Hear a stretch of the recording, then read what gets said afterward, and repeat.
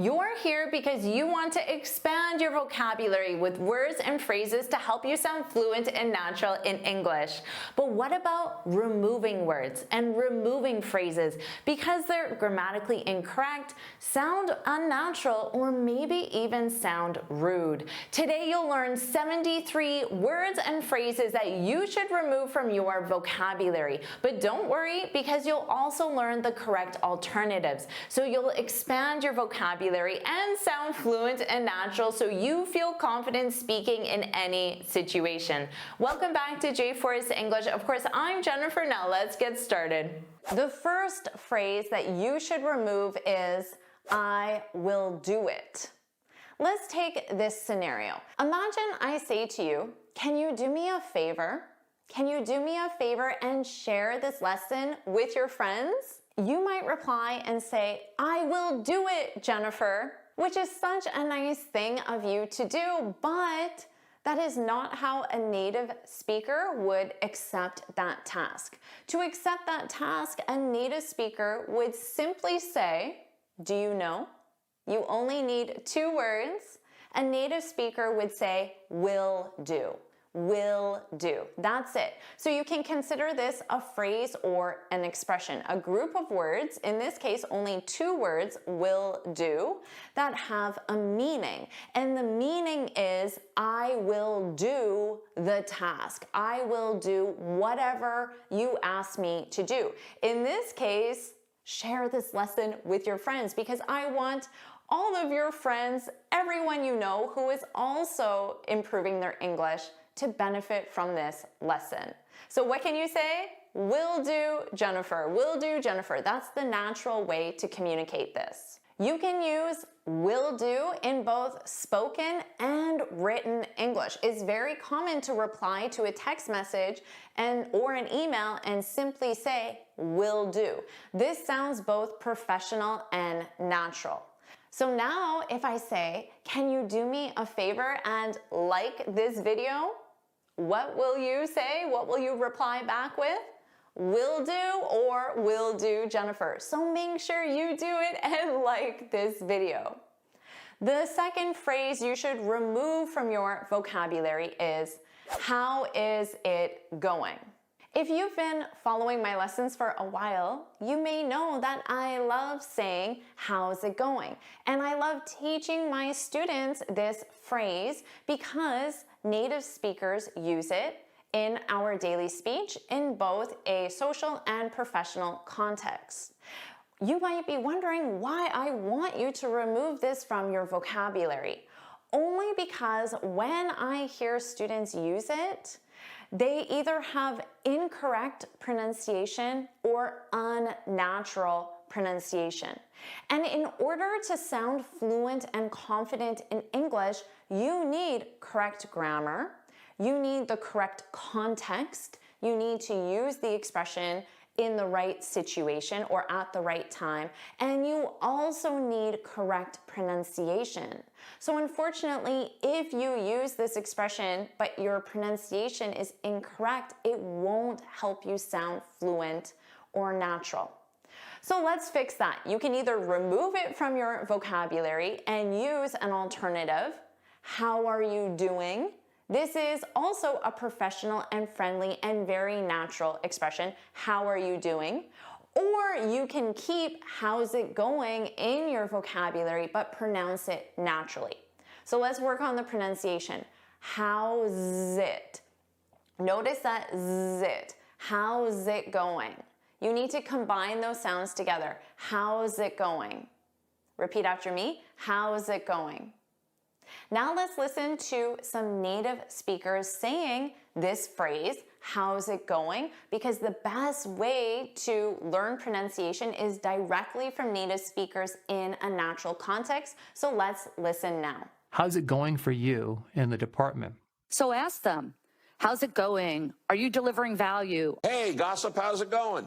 So you can keep this phrase in your vocabulary if you're confident that the pronunciation is correct. Don't worry about taking notes because I summarize everything in a free lesson PDF. You can find the link in the description.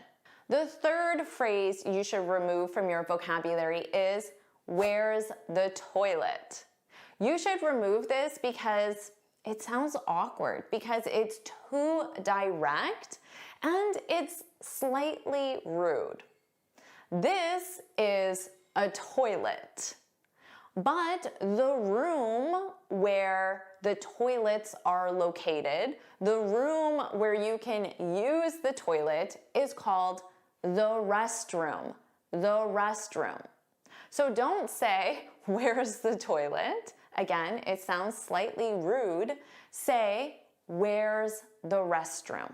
This is the phrase that you will use in public locations such as restaurants, malls, or offices. Where's the restroom? But if you're in someone's home, their house, apartment, flat, condo, if you're in someone's home, you would say, where's the bathroom? Bathroom. So change the word restroom to bathroom. But if you are shopping for toilets, you want to buy a new toilet and you're in a store, you can say, where are the toilets? Are you enjoying this lesson? If you are, then I want to tell you about the Finally Fluent Academy. This is my premium training program where we study native English speakers from TV, movies, YouTube, and the news so you can improve your listening skills of fast English, expand your vocabulary with natural expressions, and learn advanced grammar easily. Plus, you'll have me as your personal coach. You can look in the description for the link to learn more, or you can go to my website and click on Finally Fluent Academy. Now let's continue with our lesson. The fourth phrase to remove is, the movie is bored. Do you know why you should remove this? It's the incorrect adjective choice. To be bored, the movie is bored. To be bored is a feeling of a lack of interest, a lack of engagement. But a movie cannot have a feeling. People can have feelings. So you can say, I'm bored. I'm bored. The adjective choice for the movie would be boring. To be boring with an ing. This is to describe something or someone that isn't interesting or engaging. So you can say, I'm bored. I have the feeling because the movie is boring. The movie is boring. Let's try this one. The class was so... What do you need? The class was so boring. Again, you can say she's bored. She has the feeling. She's bored because the class is boring. So remember, bored with an ed. Bored is a feeling or state. Boring with an ing. Boring is what causes the feeling or state. Hopefully this isn't the feeling you have now. Hopefully you aren't thinking to yourself, I'm bored. So what's the opposite? You could say, I'm engaged. I'm engaged. Put that in the comments. I'm engaged because this lesson is engaging. You got it. Number 5, I went to home. You should remove this from your vocabulary immediately because it's incorrect sentence structure. The correct sentence structure is, I went home. You don't use the preposition to. But if you said, I went to her home, his home, John's home, Jennifer's home, you need that preposition to.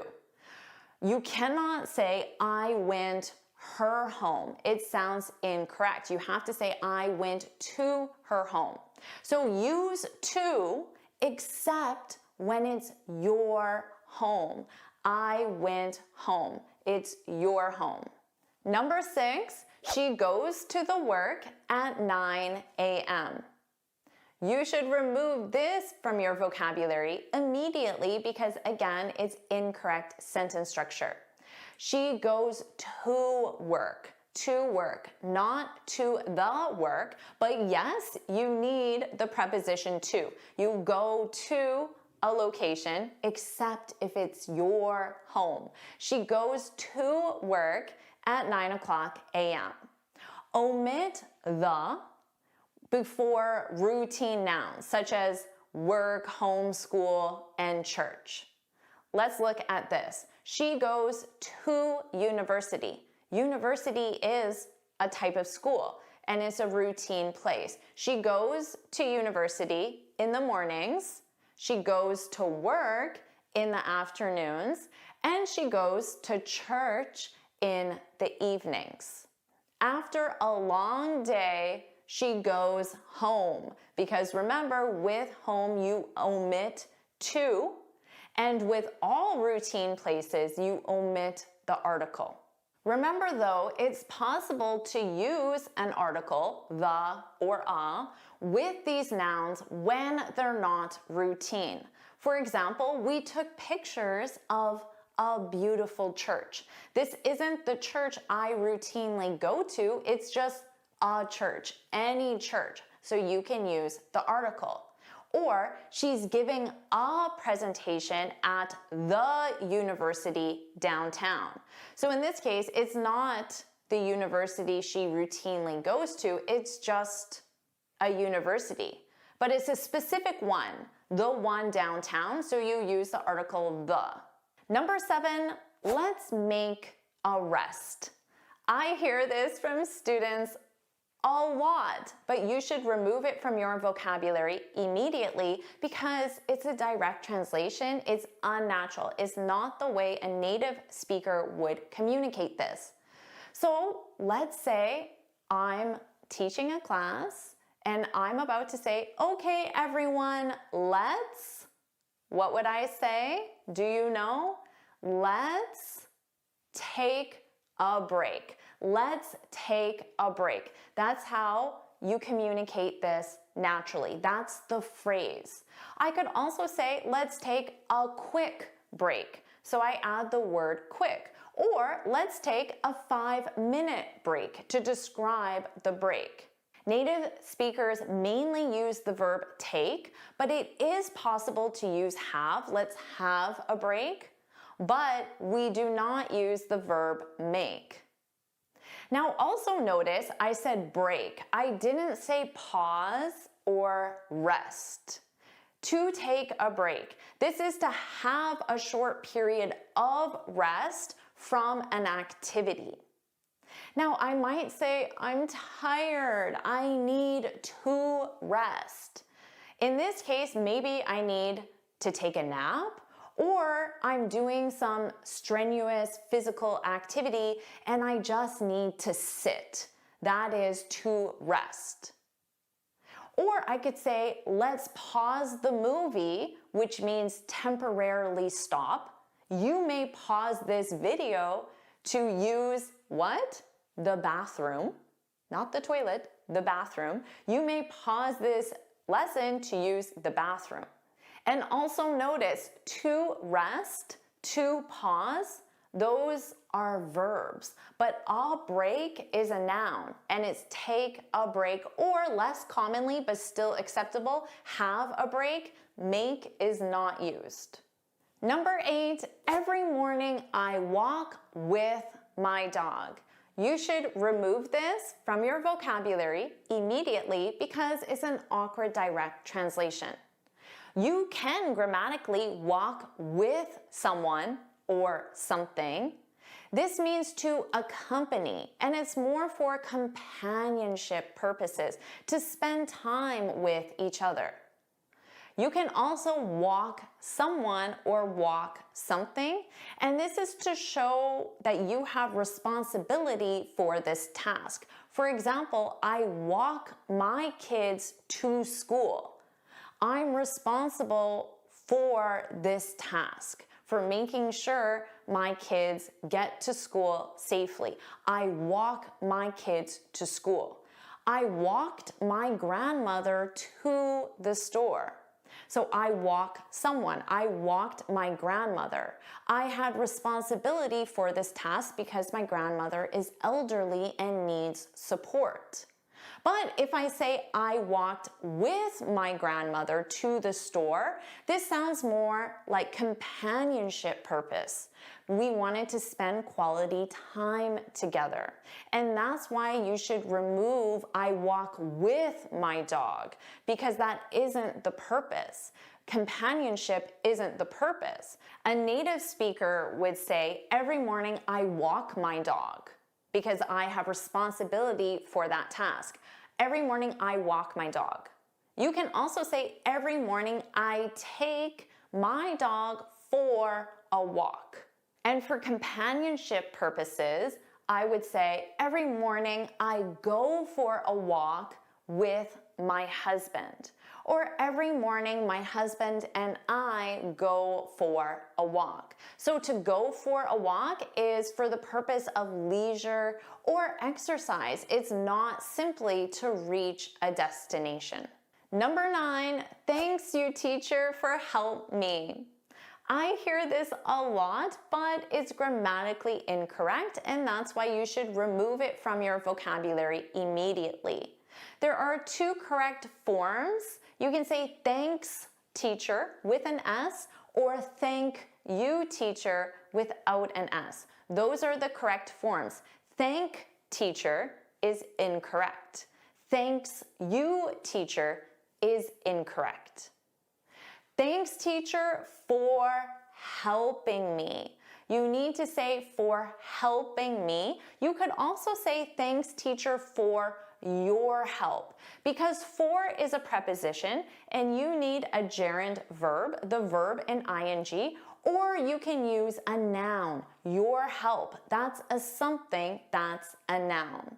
So to remember that and to show your appreciation for the help I provided, put thanks Jennifer, and make sure you have that S, or say thank you Jennifer and don't use an S. Put one of those options in the comments. Think of everything you've learned. Now let's keep going and you'll learn 16 full phrases you should remove. These are phrases that I hear students use commonly, but natives don't. What is your job? What is your job? This is grammatically correct, but it's too direct and it's unnatural. Like I said, it's not a phrase that natives use. So what are the phrases that natives use? The most common is, what do you do? What do you do? Now you can add on a so, what do you do? Natives commonly do that just to introduce that topic. So, what do you do? Now here are some other phrases. They're less common than the one I just shared, but natives do use them. So instead of what do, you can expand on this and say, what do you do for a living, for a living. So natives just shorten it by dropping for a living. Now you may hear a native ask, what do you do for work? Or what kind of work do you do? Now here's a phrase natives never say, but I commonly hear students say is, I'm jobless. I'm jobless. Now again, this is grammatically correct, but it sounds negative, it sounds harsh, and it's an unnatural phrasing. Don't say that, but of course, many people are in that situation. Instead, you can say, I'm unemployed. I'm unemployed at the moment. Using the term unemployed just sounds more factual. You can use the phrase, I'm between jobs right now. That's another way of saying I'm unemployed, but it sounds more positive. Or you can sound even more positive and say, I'm looking for a new position. Or I'm in a career transition. Those are phrases that natives like to use instead of saying I'm unemployed to sound more positive. What do you think of this phrase? Learning English with JForrest English is the better. Well, this phrase is grammatically incorrect, but I've heard it a lot from students. The issue is combining the comparative form and the superlative form. Better is the comparative form. So you could say learning English with JForrest English is better than Now we need something else to compare it to. Then studying textbooks. Notice that verb in ing. So what about you? Do you agree with that? Learning English with JForrest English is better than studying textbooks alone? If you agree with that, put that's right, put that's right in the comments. Now notice here the sentence structure is X is better than Y. Now you could also say learning English with JForrest English is better. But keep in mind that if you use this structure, is better, the comparison, whatever Y is, it must be obvious. So maybe your friend asks you, why are you studying a textbook? Learning English with JForrest English is better. So Y is obvious, it's studying a textbook. Now, best, of course, is the superlative. You can say learning English with the news, for example, is the best, the best. So the sentence structure is X is the best. The next phrase I commonly hear from students is I'm married with, and then whoever the person is. I'm married with Kevin. This is grammatically incorrect because it's the incorrect preposition. You must say, I'm married to Kevin. So the sentence structure is to be, your verb, conjugated, married, always in that ed form, the preposition to, and then someone. Now, I could change the sentence structure and say Kevin and I are married. When you have the subject I, it always comes last, which is why I started with Kevin. Kevin and I are married. We are married. So in this case, it's person plus person, but you still need your verb be conjugated and then married in the ed form. Maybe you're talking about your friend and you say, oh, she's married to a musician. So here, a musician is a noun. So you still need that preposition to. What about this sentence? They're married with 3 kids. This is grammatically correct. So here we have they're married, they are married, they have 3 kids, they have children. They're married with 3 kids. So you can use that preposition with to show how many children they have. Here's a sentence students commonly say, but a native wouldn't. We have a great relation. Here, this is the incorrect word choice, and that's why a native wouldn't use it. It's a false friend in many languages or is simply a direct translation. The correct word is, do you know? We have a great relationship. Relationship, not just relation, you need to add on ship. Relationship, that's the correct word choice. Now, of course, you can use this with a romantic relationship, but you can use it with family or even professional relationships. So you can say, my boss and I have a strong relationship. So that could be an adjective as well, strong relationship, so a positive. Or you can say she's trying to improve her relationship with her brother. Keep in mind though that the word relations is used in certain legal or academic contexts. Someone might say, oh, she's taking a course on international relations. But notice it's relations with an S, international relations. I commonly hear students say, I like it very much. Now this is grammatically correct, but it's just not a common phrasing that natives use. So it sounds more unusual, unexpected. So let's take a simple scenario. Do you like ice cream? How would a native answer this instead of saying, I like it very much? A native would likely say, I really like ice cream. So adding really before like. Or common, I like ice cream a lot. So using a lot at the end instead of very much. Or a native would use a stronger word like I love ice cream. So those are some common alternatives. How about this one? How do you do? Oh, have you heard this? How do you do? Well, this is grammatically correct, but it's outdated. And it's overly formal. It is just not used in 2025. If it is used in 2025, it's more of a joke or to remind you of the past Forrest. I instantly think of a black and white movie when I hear this phrase. Miss Packard, how do you do? But many students still use this with me in email or in the chat, in the comment section, so I still hear it from students, but a native in 2025 would definitely not use it. We would say, nice to meet you, because the phrase, how do you do, is not how are you, it's used to say, nice to meet you. Or you could say, it's a pleasure to meet you, to sound more formal, but also don't say, pleased to meet your acquaintance. I'm not sure if you know that phrase, but again, this phrase is outdated or overly formal. It sounds like a black and white movie, so don't use that one. Number 8, I prefer more coffee.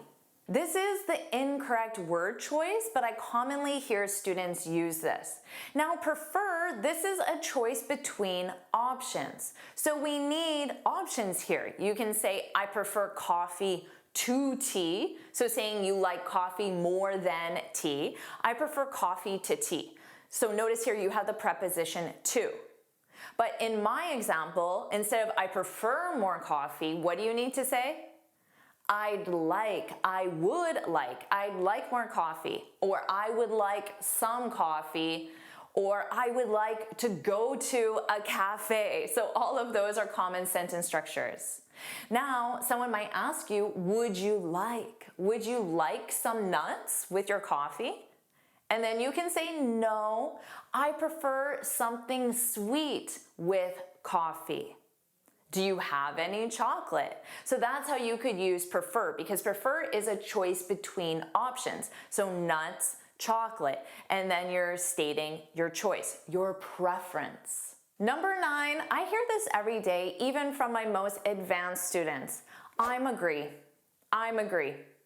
What's the issue here?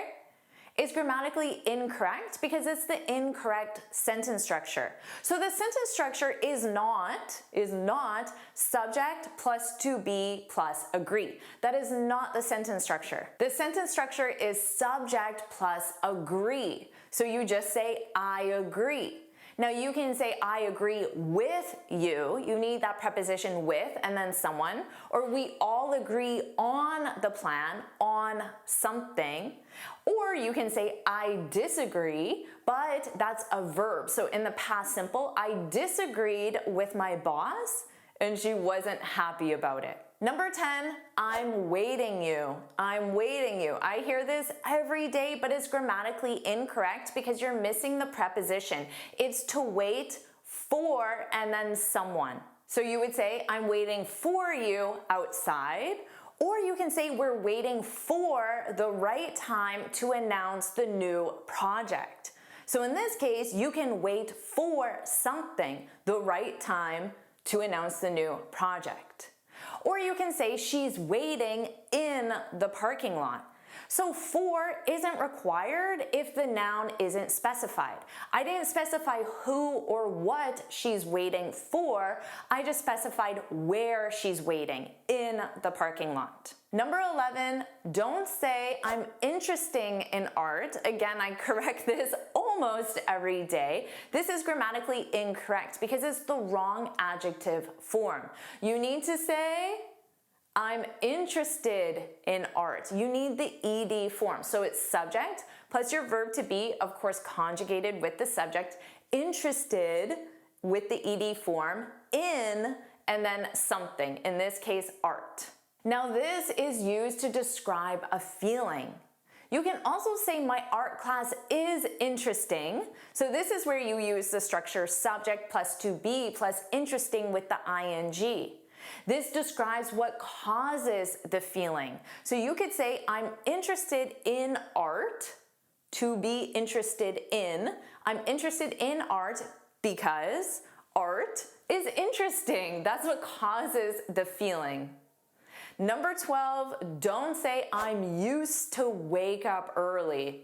Again, I hear this every day. It's grammatically incorrect because it's the wrong verb form. You need I'm used to waking up early. You need subject plus to be plus used to plus gerund, your verb in ing. And this describes a feeling of comfort with something that is usually uncomfortable or difficult, like waking up early, but you feel comfortable doing it. Now, you can absolutely say, I used to wake up early. Notice the sentence structure is different. Here we have subject plus used to, no verb to be, and then the base verb. And of course, this has a different meaning. It's used to describe a routine past action. So you could say, I'm used to waking up early.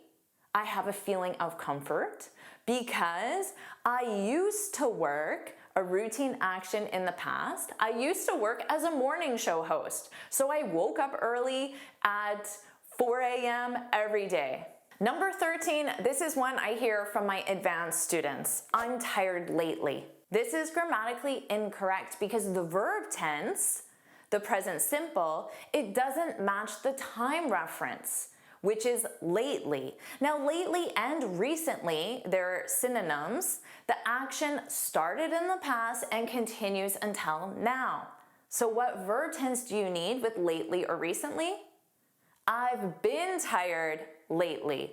We've been working hard recently. So you need the present perfect or the present perfect continuous. If you want to say I'm tired, you would say right now. Or you can use an adverb of frequency, I'm always tired. Number 14, don't say let's discuss about it.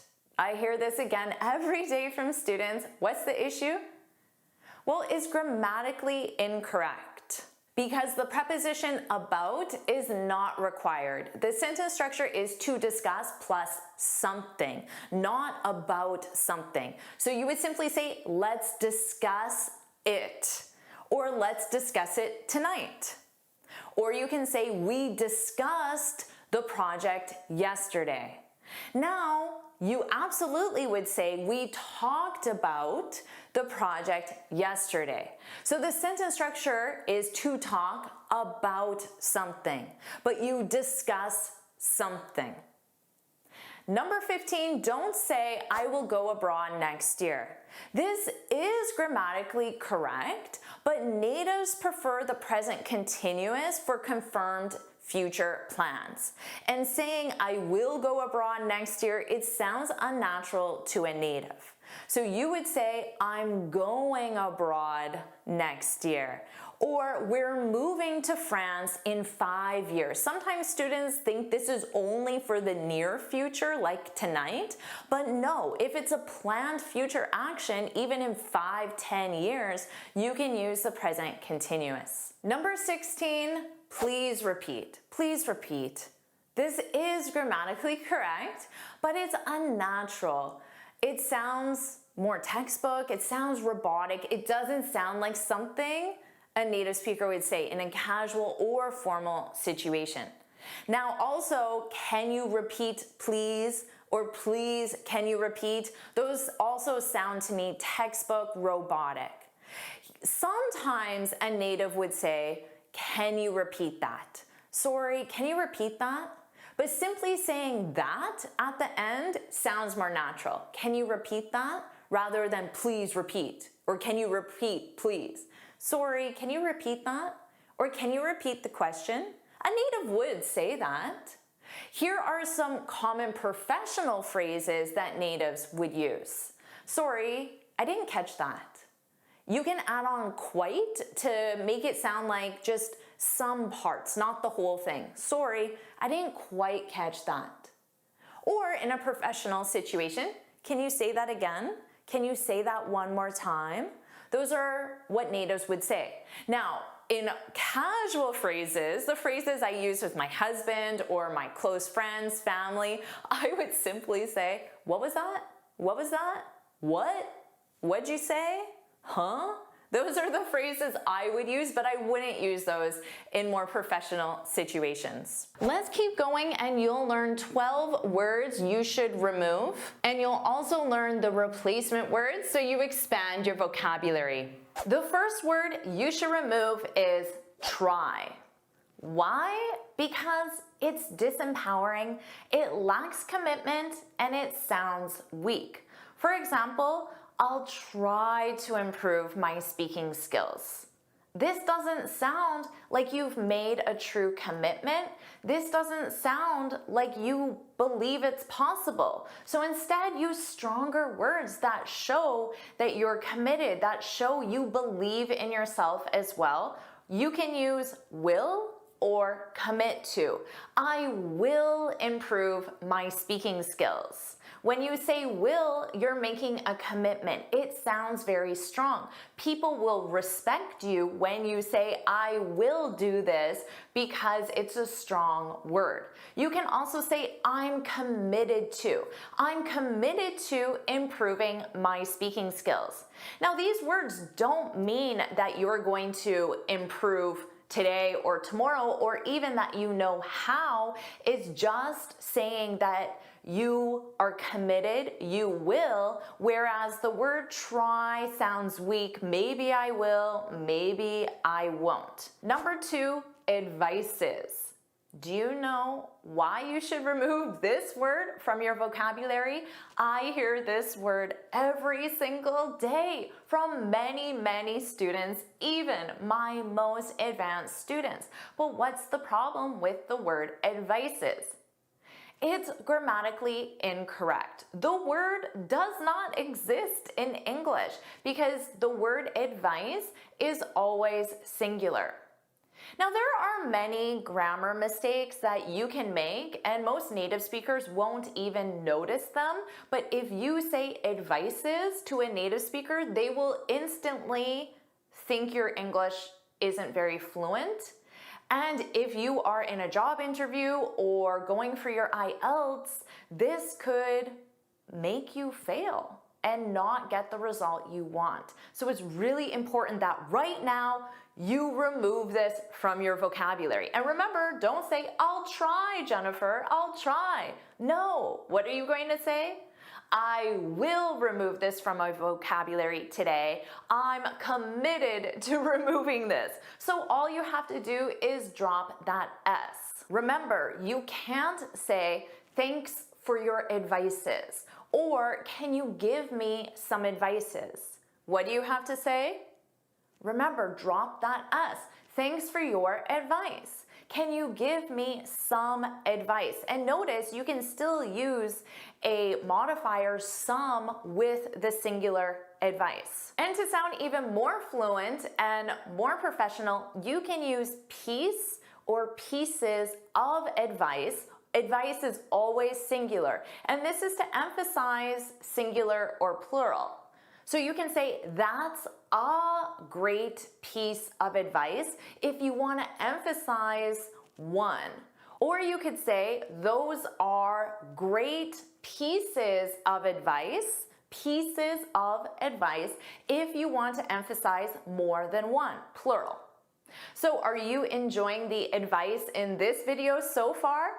If you are, of course, like this video, share it with your friends, and subscribe, and put woohoo in the comments so I know you're enjoying this advice. The next word you should remove from your vocabulary is wrong. The word wrong.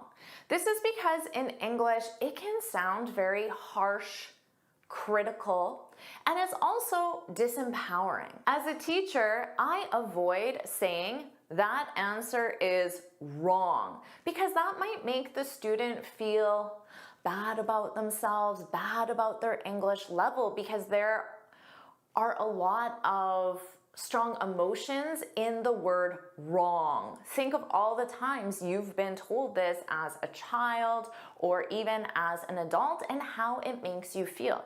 So I say instead, as a teacher, that answer is incorrect. You could also say that answer isn't correct.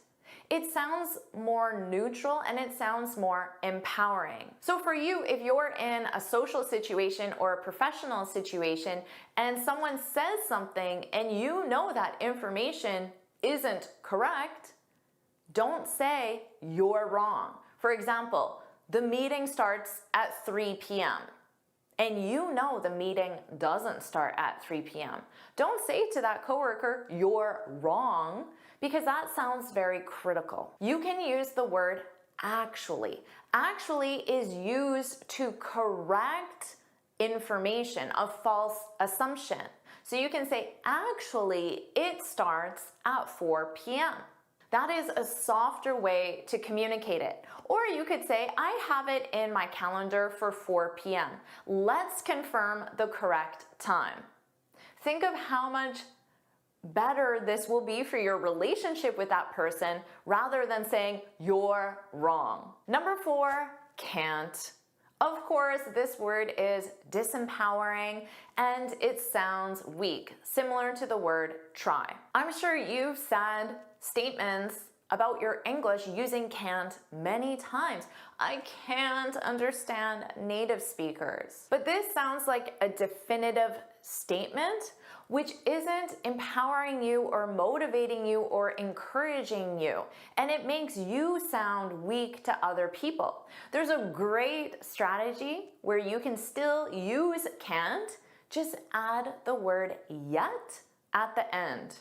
So say, I can't understand native speakers yet, which means right now this is true, but in the future this will not be true. So it's such an empowering sentence just by adding that one word yet, and add it right at the end. You can also use commit to, which we learned before, as a replacement to try. Right now, I can't understand native speakers, but I'm committed to improving my listening skills.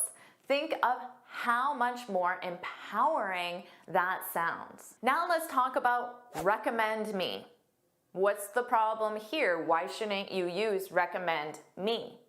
Well, just like with advices, it's grammatically incorrect. I hear recommend me from students so often that it's starting to sound normal to me because I hear it so much. But from students, it is not grammatically correct. Native speakers don't say that. So what do you think of this sentence? Would you recommend me this book?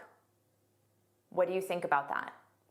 It's incorrect. The correct sentence structure is recommend something to someone.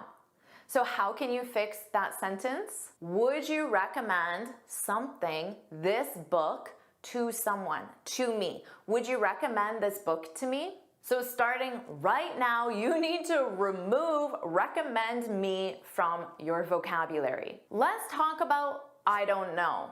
You should remove this because again, it's disempowering and it sounds weak. You want to communicate confidently. Saying I don't know often makes you sound unconfident.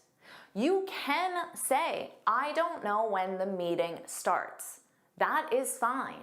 You can say, I don't know how to use the word myriad. Can you explain it to me? That's fine. But don't make general statements and say, I don't know how to improve my speaking skills. This is disempowering. It doesn't motivate you to try to improve your speaking skills because you just said you don't know how. Instead, you can say, I'm confident. I'm confident I can improve my speaking skills. Think of how much more professional, strong you sound if you said that in a meeting. I don't know how to use Excel. I'm confident I can learn how to use Excel. So you can use this in any situation. You can also simply say, I know I can. I know I can improve my speaking skills, or I will improve my speaking skills. Now let's talk about gonna. I strongly feel you should remove this from your vocabulary. And the reason is because I work with students every single day in the Finally Fluent Academy, and I see students try to use the word gonna, but they either use it incorrectly and it doesn't sound professional, or the grammar that they use it is completely wrong. So it sounds unprofessional. Now remember, gonna is slang, and it sounds unprofessional if used in the wrong context or if it's used incorrectly. Native speakers use this word all the time. Instead of saying going to, native speakers say gonna.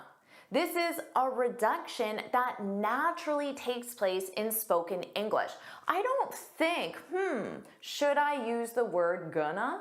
It just comes out naturally because our sounds combine naturally in spoken English. So even in a workplace situation, I could say to a coworker, we're gonna grab a bite. Do you want to join? So instead of saying going to, I combine those sounds and say gonna. The problem is I see students try to use this, but instead they say, I'm gonna to send you the report by 5 p.m. Well, first of all, this is grammatically incorrect because going to is gonna, so you don't use to again. And also the context of this sentence sounds more professional if this were written English. So in this case, it would be inappropriate to use in a professional context in written English. Native speakers use gonna in written English, but in a more informal context, quick text messages or quick emails, but it depends on the situation. Because you might not know when you should or shouldn't use gonna, that's why I recommend you remove it from your vocabulary. Going to is always correct. Gonna is often incorrect or unprofessional. Number 8, shall.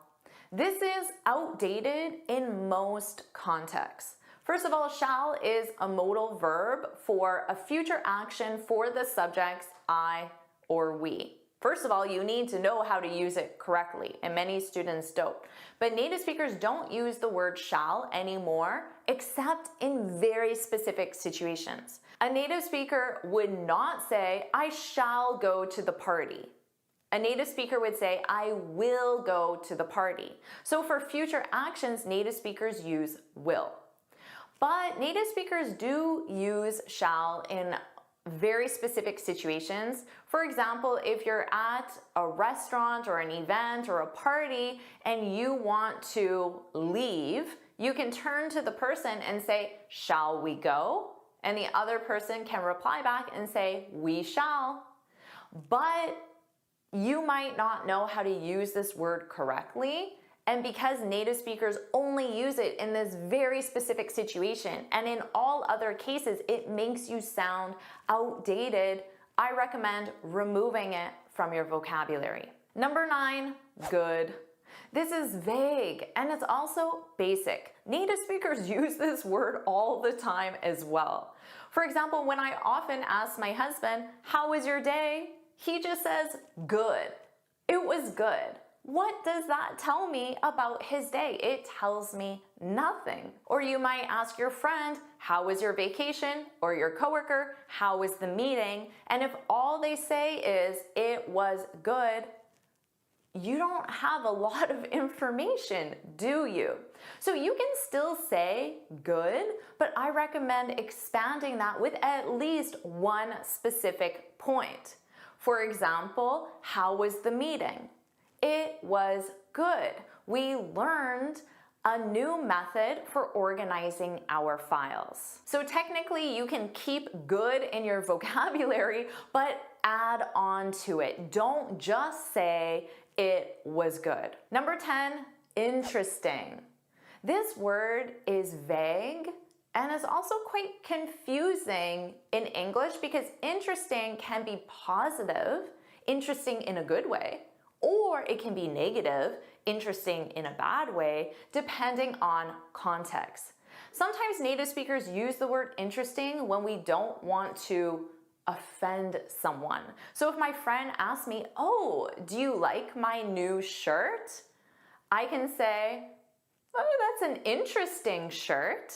So in reality, I don't like the shirt, so I can describe it as interesting, which is actually a negative in this case, but hopefully my friend doesn't realize that. So if your friend asks you, how was the party? Now you know, don't just say it was good, and also don't just say it was interesting. If the party was positive, you can say the party was entertaining, engaging, enjoyable, delightful. These words only have a positive meaning. Or if you want it to mean interesting in a bad way, you can say the party was dull, boring, tedious, lifeless. So those are great positive and negative adjectives to replace the word interesting. Number 11, really. This is overused even by native speakers, and it's also very basic. I'm really tired. But there is one word that means really tired. Do you know what that word is? I'm really tired. I'm exhausted. So it communicates the same thing without using the word really. I'm really busy. What's the one word to replace really busy?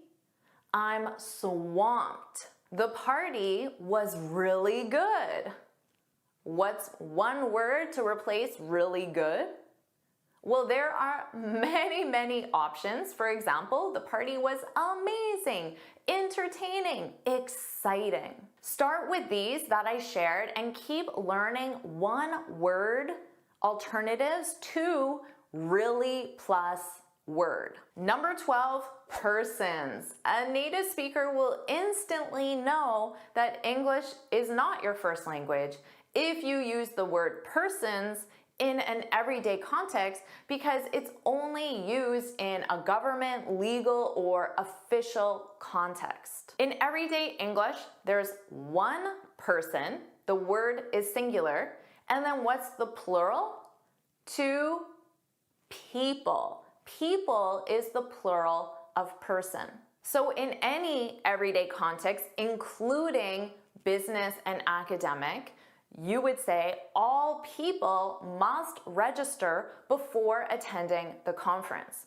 But in government, legal, or official English, they would say all persons must complete the form, or this policy applies to all persons older than 55. I hear English learners say, I met some interesting persons at the party. This is an everyday context, and using persons sounds unnatural. You should say, I met some interesting people at the party. I have another set of 12 words you should remove, and again, you'll learn all the replacement words you need. Number 1, ought. Ought. You should remove this word because it's outdated. Native speakers don't use it in modern English. It sounds too formal and it sounds stiff. Now, my grandmother would say to me, you ought to be nicer to your brother. When I hear the word ought, I think of my grandmother. I don't think of modern English. You ought to be nice to your brother. Of course, this is grammatically correct. But now in modern English, native speakers replace this with should. You should be nicer to your brother. You should bring an umbrella. It looks like rain. You should stay home and prepare for your job interview. So notice should is your modal verb and you use modal plus base verb. And of course, this modal verb is used to express obligation, advice, or expectation. So I could say to you, you should subscribe to JForrest English. Would you say that to your friends? You should subscribe. You should definitely subscribe. If you'd say that, put that's right, put that's right in the comments. Number 2, works. Works. Do you know why you should remove this from your vocabulary? It's because it's grammatically incorrect as a noun. And that's the important thing, because of course you can say she works at the bank. This is the verb to work conjugated in the present simple with your subject she. She works at the bank. But I hear my students say, I have a lot of works tonight. This is grammatically incorrect. The same with I have a lot of homeworks tonight. The word homework includes work, and these are nouns. Now, work is a collective noun, which means it's always singular. So to be grammatically correct, you need to say, I have a lot of work tonight. I have so much homework to do. Now, keep in mind, work, when it means tasks, assignments, or obligations, is a collective noun. It's always singular. But we also use works with artistic intellectual creations. Now, in this case, it's a regular noun, so it can be singular or plural. For example, his works of art are displayed in galleries around the world. They may not say of art, it's implied. So if you ever see that and you're confused, that's the reason why. It's acceptable with artistic or intellectual creations. But you could also say his work is displayed in galleries around the world. Number 3, irregardless. Irregardless. Have you heard native speakers say this? Because native speakers commonly make this mistake. But the word irregardless does not exist in the English language.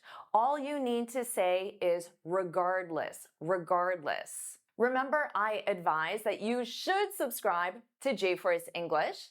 I can add regardless of your level.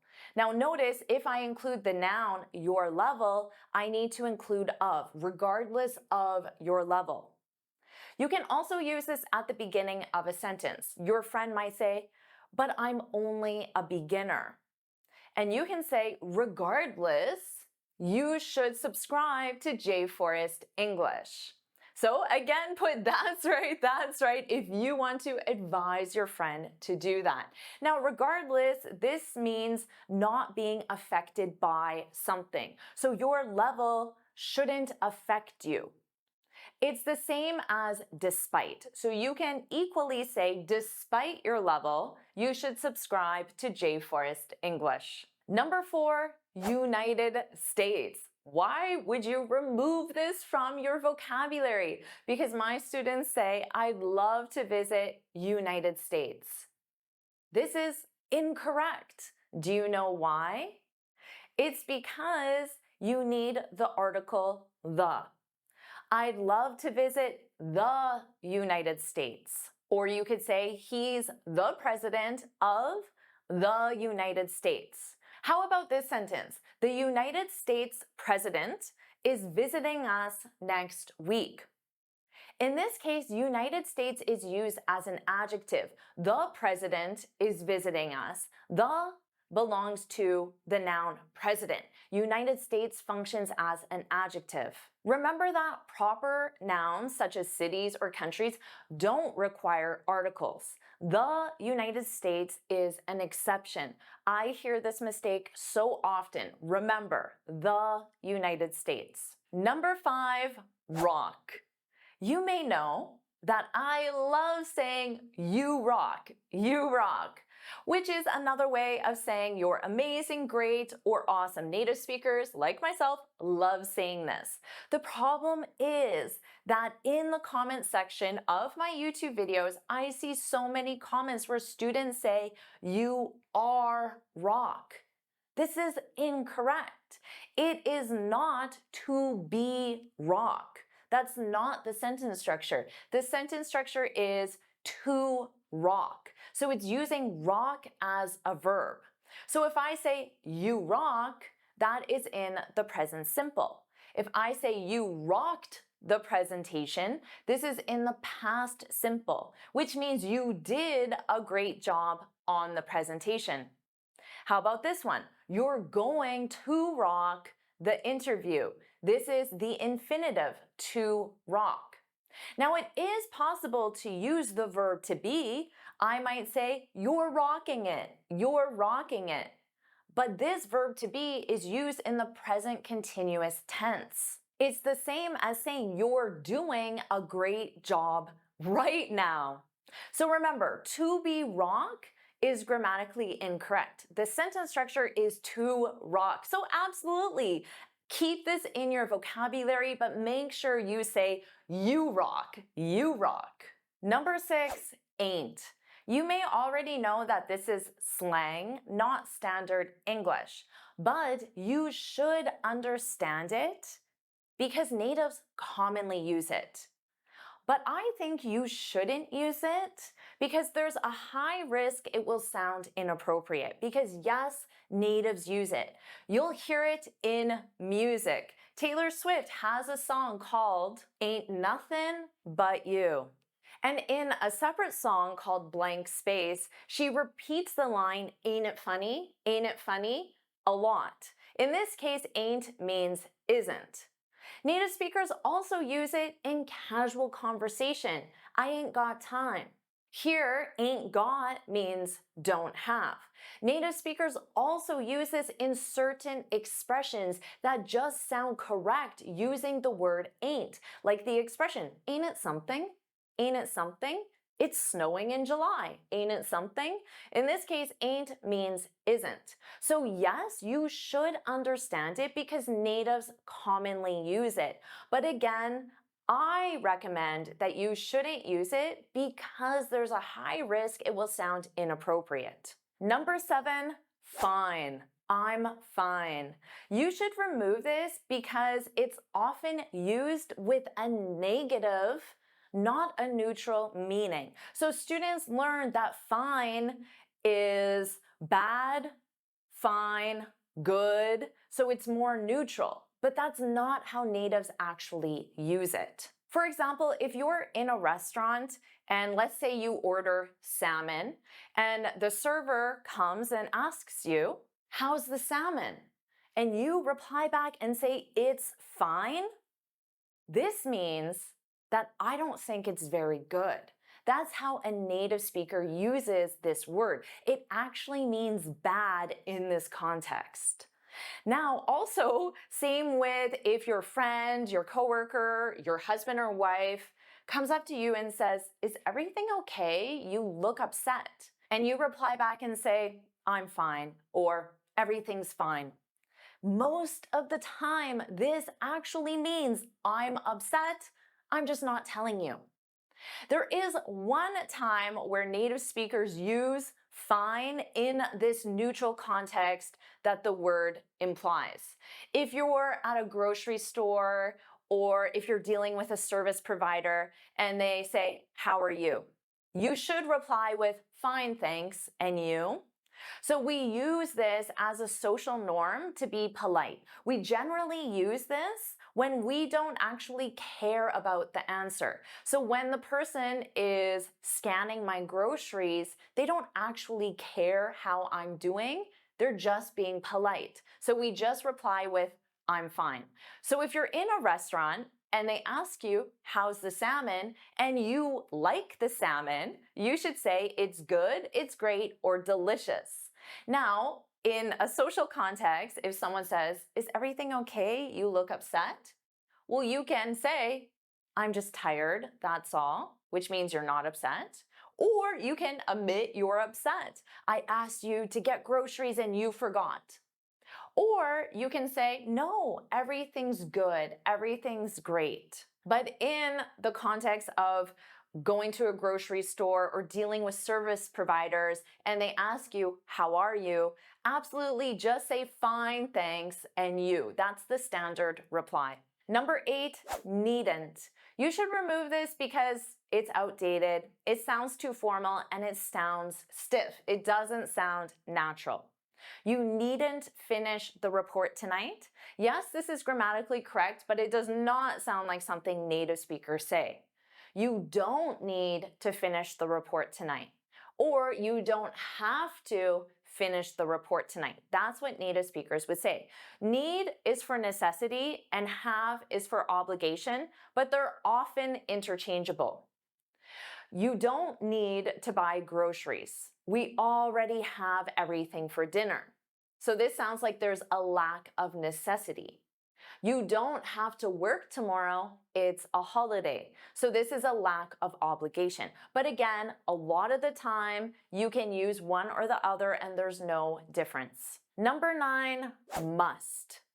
Now, you should remove this from your vocabulary if you're using it just to say need or have to, because native speakers use must when there's a strong obligation. There's a rule to follow, a formal rule to follow. I hear students use must too often. They use it for general obligations, but again, natives prefer need to or have to for general obligation. If my husband said to me, "You must get groceries," I would be like, wow, this is a very serious request because he used the word must. But if he says you need to, you have to get groceries, this is a normal request, and this is the request I expect as a native speaker. Must, again, is used for formal rules. So think of government or even workplace requirements. You must bring your passport to the airport. This is a formal obligation. You need to, you have to pack warm clothes. This is a general or normal obligation. You must wear proper footwear in the kitchen. This is a formal obligation from your workplace, most likely. You need to have to buy new shoes for the party. This is a general, normal obligation. Number 10, query. This is not commonly used by natives as a replacement to question. I have a query about the project. A native speaker would not say that. It sounds unnatural. A native speaker would say, I have a question about the project. And if you want to use an alternative word, you could say, I have a concern, I have a doubt, or I have an issue, perhaps. But keep in mind that it is commonly and naturally used with computers, databases, and software development. In this case, it means request for information. For example, I need to write a query to pull the data from the server. But remember, you would say, I need to ask a question about the data you pulled from the server. So do not use query to mean question. Number 11, participate. You should stop using this grammatically incorrectly and with the wrong meaning. So first of all, for grammar, you participate in something. I hear a lot of students say, I participated the conference. That doesn't work. You need that preposition in. I participated in the conference. Now it's correct. But keep in mind that participate does not mean attend. Attend is focus on being present. Participate, the focus is on actively contributing. So if you say, I participated in the conference, I would ask you, how so? Were you a speaker? Were you a moderator? Because you were actively involved. But maybe you just wanted to say, I attended the conference. You were present at the conference. But you can absolutely participate in this YouTube class by leaving a comment using your new vocabulary, and you absolutely should. Number 12, funny. The mistake I hear is that funny is commonly used when fun is the correct choice. Remember, funny produces laughter, but fun produces enjoyment or entertainment. Students say to me, the game was funny. And I reply and say, oh really? Why? Why did it make you laugh? But they didn't want to say funny. They meant to say the game was fun, which means enjoyable. And then I would reply back and say, oh, that's great. I'm so glad. Now you can absolutely say the party was funny. I laughed a lot. Or the party was fun. I had a great time. Now let's focus on 12 phrases you shouldn't use with natives, but you'll learn the replacement phrases at the same time. The first phrase you should never say to natives is, can you correct my English? I understand that you're an English learner, and many of the natives that you interact with are English teachers like me. But when you're in the real world communicating with natives, maybe it's at a party, a social function, a conference, or simply talking to some people at a park.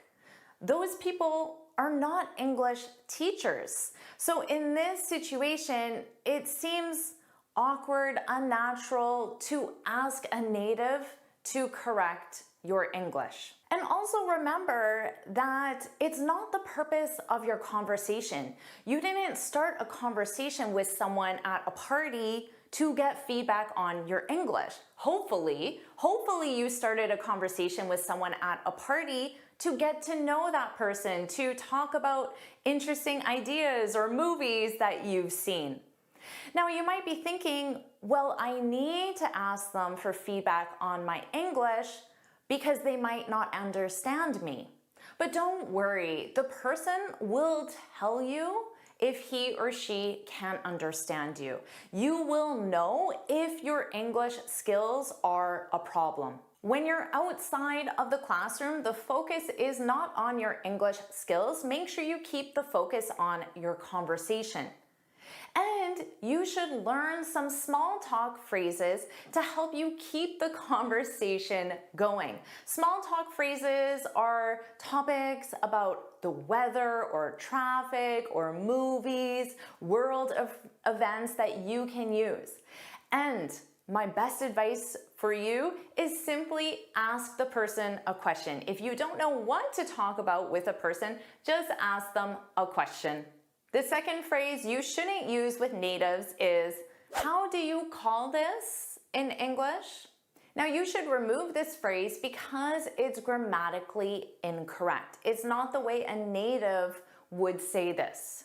I understand that when you're talking to natives, you might be in a situation where you do need to ask about a word or the meaning of something. So here are the correct phrases. How do you say this in English? So not how do you call this, how do you say this in English? You can also say, what's the word I'm looking for? What's the word I'm looking for? And then most likely the native speaker will just naturally help you try to finish your idea or help you communicate. You can also say, what is this called in English? Now, of course, you can use these phrases if the word is important for the specific conversation.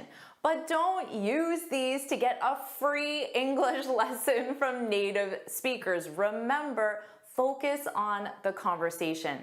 And that leads us to number 3. Can I practice speaking with you? This can be awkward and rude when you're not in an English learning environment. If you're in the real world, then you should be interested in talking to the person because you want to get to know them or you want to talk about something specific, not because you're interested in a free English lesson. So if you are in the real world and if it's an appropriate time to talk, to start a conversation, again, you can use some small talk phrases to start a natural conversation. So you can make a general statement or ask a simple question. So let's take a general statement about the weather. Beautiful day, isn't it? And if the person is interested in talking to you, keep in mind, they might not be, and that's okay. If they are interested, then they will naturally reply, and then the conversation will happen naturally. Another general statement, I hope it doesn't rain this weekend. And again, the conversation will happen naturally. Asking a question, a simple question, is a great way to start a conversation. You might ask the person, are there any good restaurants near here?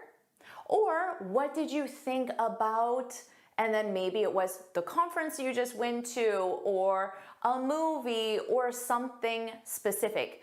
Asking for their opinion. They'll share their opinion, and then you can start a conversation naturally. The next phrase you should never say to natives is, I don't understand. Now, this statement is just too direct. So if you're having a conversation at a party with someone and they're talking to you and you simply say, I don't understand.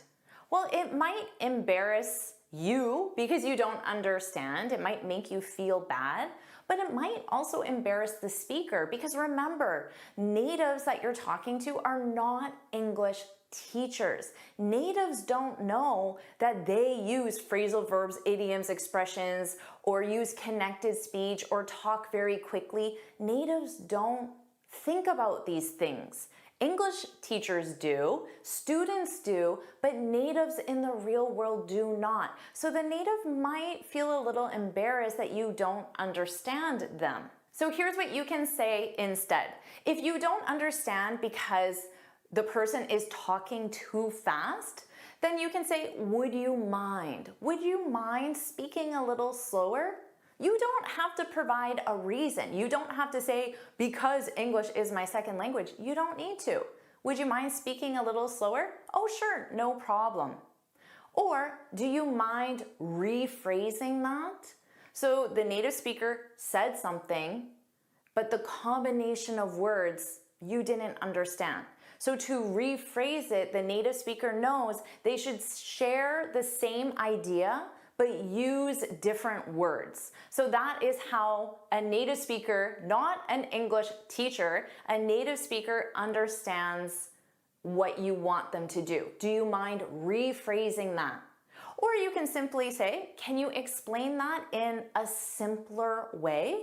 And don't feel bad about saying this. I use this all the time when I'm talking to my husband, who uses a lot of technical computer expressions that I don't understand. I have to ask him to explain things to me in a simple way because my level of knowledge on that specific subject is a lot lower than his. Now, instead of saying, I don't understand, you can add one word. I don't quite understand. This makes it sound softer, but then add on, can you give me an example? Can you say it a different way? Can you rephrase that? So add on something else if you want to start with, I don't quite understand.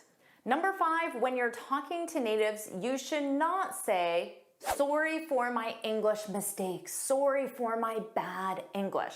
Remember, native speakers are not English teachers. They're also not examiners. They're not evaluating your English. They're listening for your ideas. So if you say that, if you apologize for your bad English, this may be awkward for both you and the native speaker, and it also might stop whatever natural conversation you were having, and it shifts the focus onto something that the native speaker honestly doesn't want to talk about. They don't want to talk about your English. They want to talk about the movie you are discussing.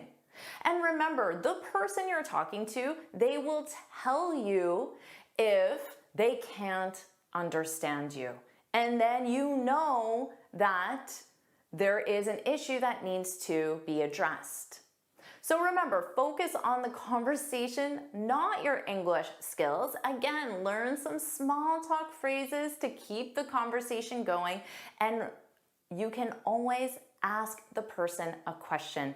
People love talking, so when you ask a question, it puts the focus on the other person instead of yourself. Now let's move on to some non-English related phrases. And number 6, you should not ask a native speaker, how old are you?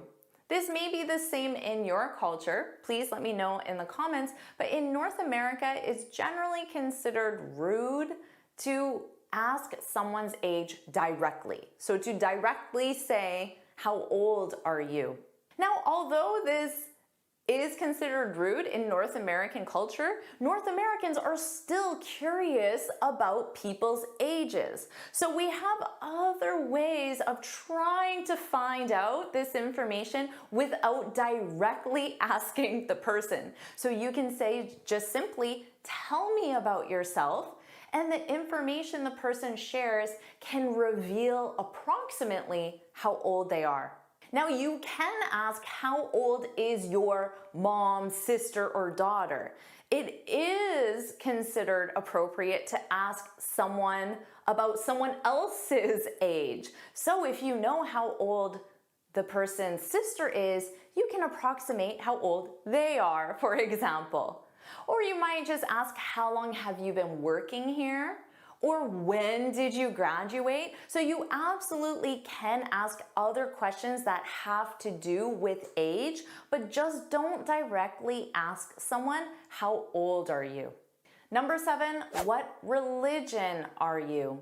Again, in North America specifically, it's generally considered inappropriate to talk about someone's religious or political beliefs.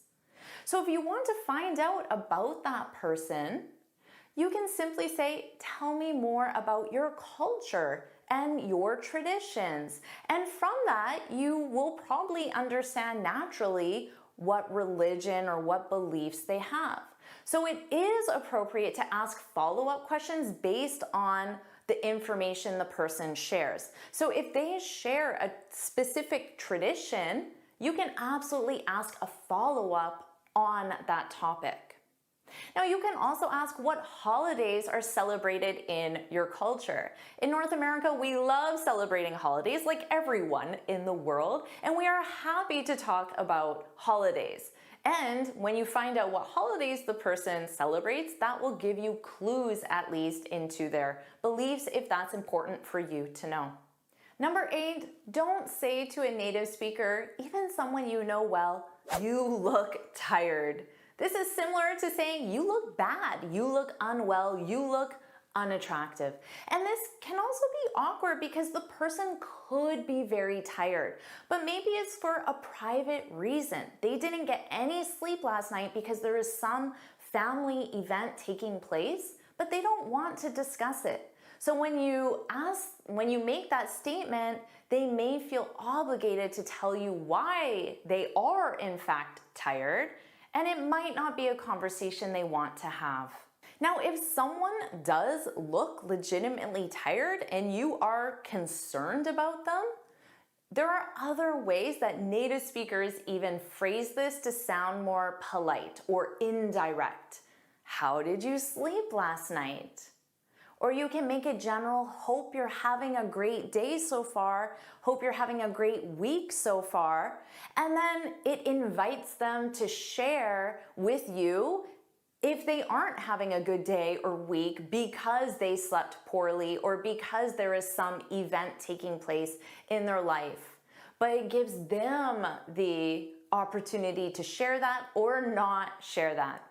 Now, with someone you are quite close with, you might ask a more direct question and say, is everything okay? Is everything okay? But that is really only for close relationships. Number 9, please don't ask a native speaker, why aren't you married? Remember that marital status is considered personal information in North America. And discrimination based on marital status is forbidden in North America by law. So this is more of a sensitive issue in North America, perhaps compared to other countries. So again, in North America, generally, we don't like to ask direct personal questions about someone, their status, their beliefs. But you can always think of an indirect question to try to find out more about that person. For example, how do you spend your free time? And then you can get a sense of how this person likes to live. Maybe that isn't with a partner. Maybe they have other activities. Or what did you do last weekend? Or tell me about your family. Now, instead of directly asking someone, why aren't you married? Again, with a very close relationship, you may feel comfortable saying something more direct, such as, have you thought about getting married? But again, that would be more for a closer relationship, certainly not someone you just met at a party or at the park. Number 10, similar to the last one, don't ask a native speaker, why don't you have kids? North America is tolerant of different life choices, and asking someone about this is just considered too personal for North American culture, and for our culture, it sounds judgmental. Since we accept people of all different beliefs and all different lifestyles, it sounds judgmental to say, why don't you? But you can ask someone directly, do you have kids? Generally, parents are proud to talk about their kids, and it isn't considered offensive to ask that. You can directly ask someone, do you have kids? How many kids do you have? Just keep in mind that this question is considered inappropriate in a job interview because in interviews, people are protected against discrimination. So this question will not be asked in a job interview, but you can directly ask a native speaker in a social situation, do you have kids? Now again, if you are very curious, why does that person not have kids? Well, maybe you just want to know more about their life and how they spend their time. So you can ask them, what hobbies or interests do you enjoy in your free time? What goals or causes are important to you? Or how do you picture your life 5 years from now? These are questions that would be interesting for a native speaker to discuss, and you'll get to know about them at the same time in an indirect, clever way. Number 11, you should do this. Should and shouldn't are direct. And in general, people don't like being told what to do. However, of course, there are many situations where using should and shouldn't is appropriate. But if you want to sound more indirect, use softer language, you can say, have you considered? You need the gerund next. Have you considered talking to your boss? Perhaps you could. Perhaps you could talk to your boss. Those sound like gentle suggestions where you should sounds very direct. Now you could also say, what do you think about talking to your boss?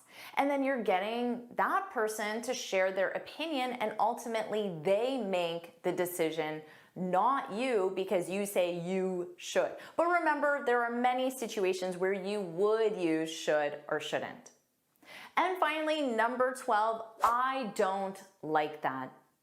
Again, this can be awkward or rude when used as a reply to something someone else likes or something that someone has offered you.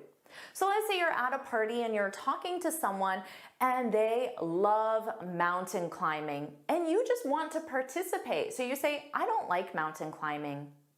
Well, that might make the person feel like you don't appreciate their interests and they might not want to talk to you anymore.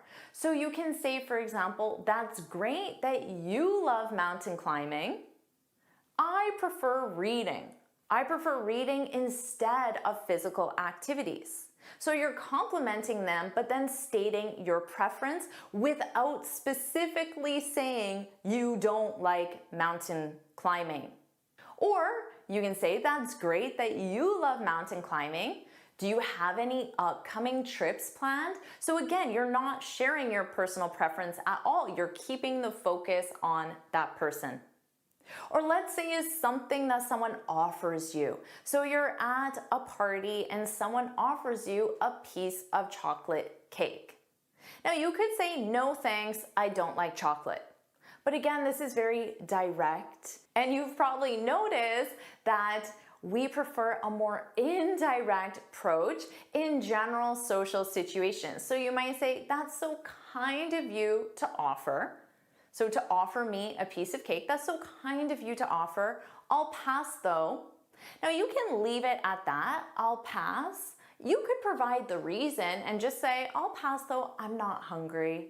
So again, just avoid directly saying, I don't like this, because the person may feel a little awkward in that situation. Amazing job. Now let's keep going with our last set of 12 words you should remove from your vocabulary. I'm going to put your English to the test. You'll see a sentence and there is a grammar mistake. You need to identify and correct the mistake. So let's say you want to impress your boss and you say to your boss, I hardly worked today. What is the mistake here? The mistake is mixing up, which means confusing, hardly and hard. The correction is, do you know what the correct sentence is? Remember, this is to impress your boss. I worked hard today. Hard is an adverb, and it means with a lot of effort. So if you want to impress your boss, you should say, I worked with a lot of effort. I worked hard today. Notice the structure is subject plus verb plus hard. I worked hard on the report. I worked hard to finish the report.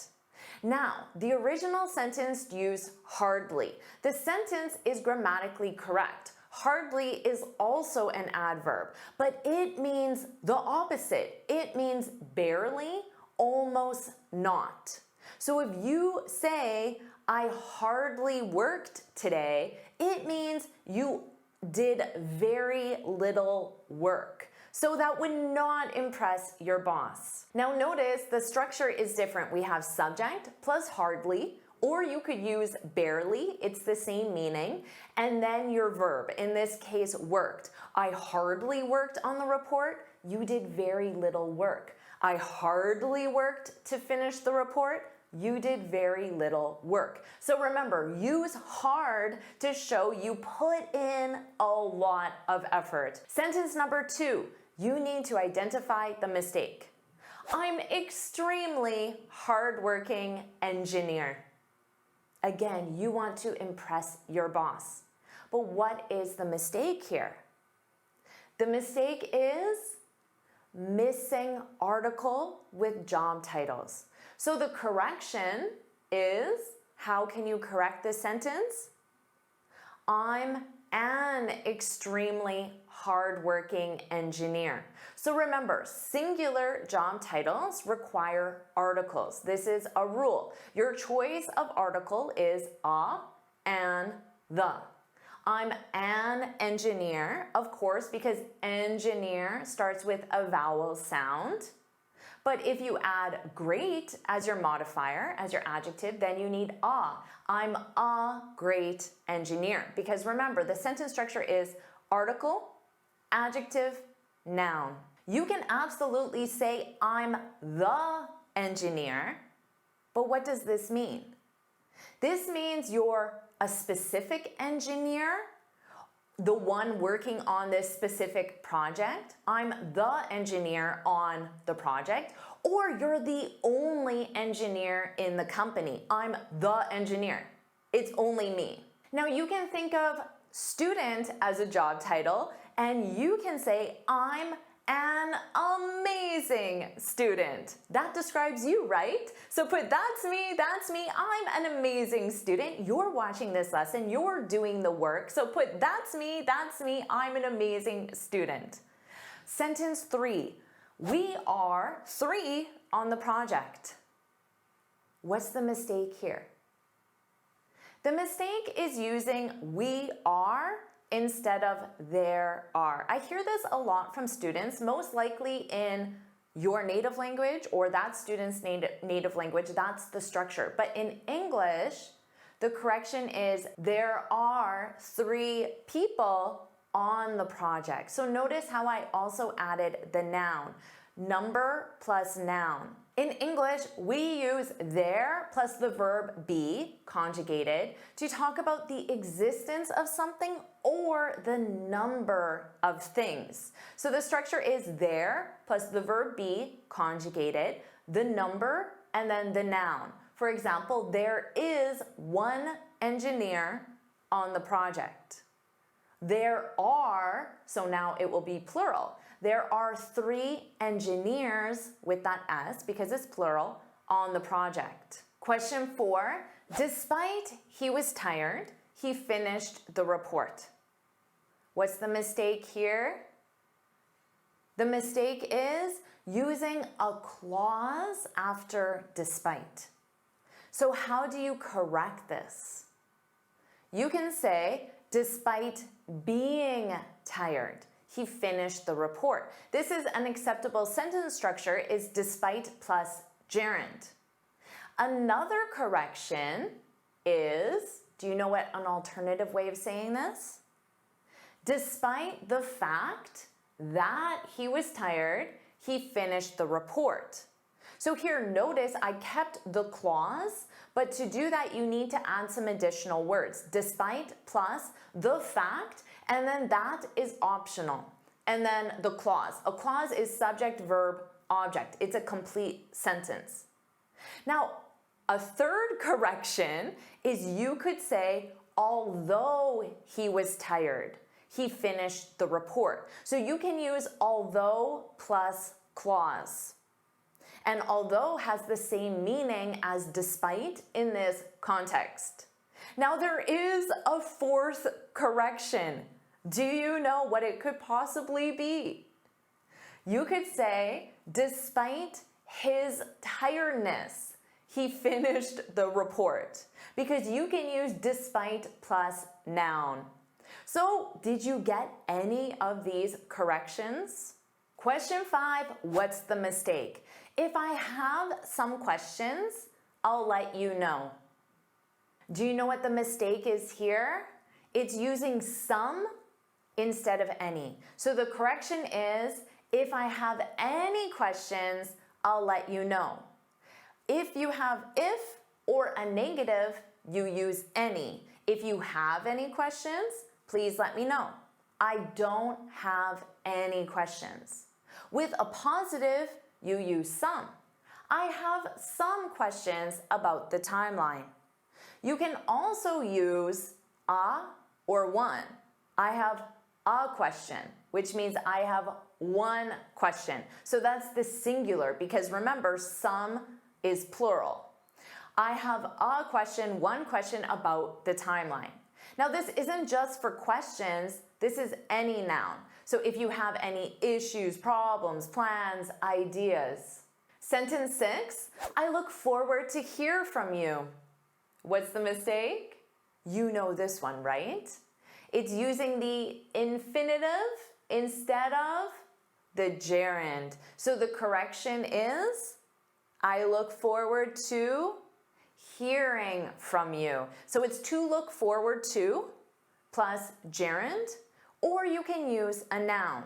You can say, we are looking forward to your visit, and that's the noun. Or you can use a gerund, we were looking forward to watching the movie. So remember, you need to conjugate to look, that's your verb. And of course, to look forward to means to anticipate with pleasure. So I hope you're thinking, Jennifer, I look forward to watching your next lesson. You could also just use the noun form and say, Jennifer, I look forward to your next lesson. That's acceptable as well. So does that describe you? If it does, put that's right, put that's right in the comments. Sentence 7, I'm used to work on a team. What's the mistake here? Do you see it? The mistake is the infinitive instead of the gerund. So the correction is, I'm used to working on a team. So the expression is to be used to. Notice that pronunciation, used to, and then gerund or noun. And this is for a feeling of comfort with someone or something. For example, I'm used to making YouTube lessons. I have a feeling of comfort. You can use this in the negative and say, she's not used to speaking in English yet. She doesn't have that feeling of comfort. Let's review the structure subject plus use plus infinitive. This is used for a routine past action. I used to work on a team. They used to live in New York. Routine past action. Now you can also use the structure to get used to plus noun or gerund. So this is to talk about the transition from not comfortable to comfortable. You can say she's not used to speaking in English yet. So you can say she's getting used to speaking in English. So your verb is get to talk about that transition, and get is conjugated in the present continuous because it's an action in progress. Sentence 8, I need to understand better the requirements. What's the mistake? It's the incorrect word order. So what's the correction? You can say two things. I need to better understand the requirements, or I need to understand the requirements better. Both placements of the adverb better are acceptable. So the adverb comes before the infinitive verb, or the adverb comes after the verb and object, so at the end of the sentence. Sentence 9, I had a difficult time to contact the client. What's the mistake here? Again, it's an infinitive instead of a gerund. So the correction is, I had a difficult time contacting the client. So the structure is to have plus article plus adjective plus time plus gerund. Now you can use a positive adjective. We had, remember your verb is have, so you conjugate that. We had an easy time contacting the client. She always has a frustrating time contacting the client. Now you also use the gerund when you use to have plus problems, difficulties, or challenges plus gerund. You could say, I had problems contacting the client. Or maybe you're thinking, I had challenges learning English until I found Jennifer. Does that describe you? Put that's right, put that's right in the comments. Sentence 10, my boss has been angry in the morning. What's the mistake here? The mistake is using the present perfect, has been angry, with a specific past time reference. Now, in the morning is a specific past time reference because it represents at 9 o'clock a.m. or at 10:30. So the correction, you can say, my boss was angry in the morning because we use the past simple plus specific past time reference, such as in the morning. Another correction, you could say, my boss has been angry since the morning because we use the present perfect with since. This shows that the action started in the past and continues until now. And remember that since represents a starting point in time. So since the morning is like saying since 9 a.m. or since 10:30 a.m. You could also say my boss has been angry lately or recently. We use the present perfect with lately or recently to show the action started in the recent past and continues until now. The next sentence has two mistakes. So this is sentence 11 and 12. I don't know, how can I boiled this report down? Can you identify one mistake? Can you identify two mistakes? Well, let's talk about mistake 1. The first one we see is using a question structure for a statement. So let's review a simple statement. I don't know how I can improve my speaking skills. Maybe you've said this, I don't know how I can improve my speaking skills. So here it's I don't know plus how plus clause. So the clause is subject, verb, and then object. Remember, that was a statement. To ask a question, you would say, how can I? How can I improve my speaking skills? So here the structure is how plus verb plus subject. So the correction for this sentence would be, I don't know how I can, and then what's mistake number 2? It's the wrong verb conjugation, and in this case, after the modal. So we want modal plus base verb. I often hear students say, you should to bring an umbrella. This is incorrect because you want the base verb. You should bring an umbrella.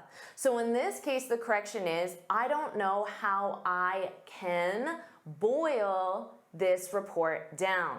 And if you're not sure to boil something down, this means to summarize the most important information. This is a separable phrasal verb. So there are 3 correct structures. How can I boil this report down? How can I boil down this report? Or how can I boil it down? Amazing job correcting all these common grammar mistakes that I hear every day from my students. Do you want me to make another lesson like this? If you do, put let's go in the comments. And of course, make sure you like this lesson, share it with your friends, and subscribe so you're notified every time I post a new lesson. And you can get this free speaking guide where I share 6 tips on how to speak English fluently and confidently. You can click here to download it or look for the link in the description. And you can keep improving your English with this lesson. Watch it now.